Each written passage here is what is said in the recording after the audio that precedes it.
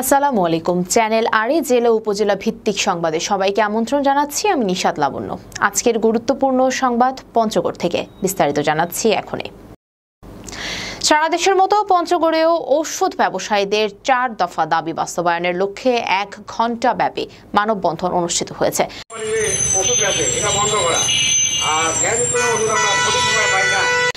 জেলা বিএনপির কার্যালয়ের সামনে পঞ্চগড় তেতুলিয়া জাতীয় মহাসড়কে দাঁড়িয়ে মানববন্ধন কর্মসূচি পালন করেন বাংলাদেশ কেমিস্টস অ্যান্ড ড্রাগিস্ট সমিতি পঞ্চগড় জেলা শাখা।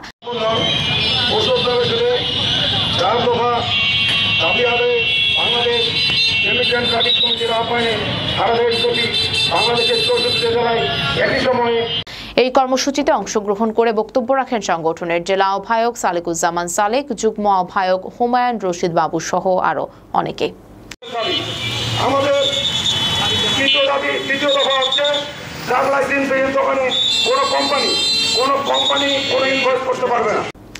বক্তারা তাদের দাবির বিষয়ে বলেন, ঔষধ বিক্রির কমিশন হার বৃদ্ধি করতে হবে, মেয়াদ উত্তীর্ণ ঔষধ কোম্পানির কাছে ফেরত নেওয়ার এবং প্রতিস্থাপন করার সুষ্ঠু ব্যবস্থা চায়। যেসব ফার্মেসি ড্রাগ লাইসেন্স নেই সেখানে ঔষধ সরবরাহ বন্ধ করতে হবে। সব ঔষধের দাম সরকারিভাবে নির্ধারণ করতে হবে।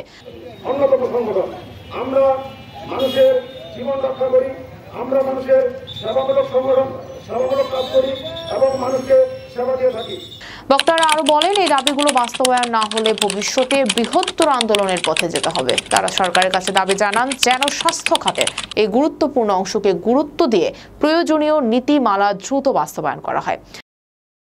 এতে জেলার বিভিন্ন স্থান থেকে আসা ফার্মেসি মালিক ও কর্মীরা একত্রিত হয়ে শান্তিপূর্ণভাবে তাদের দাবি উপস্থাপন করেন।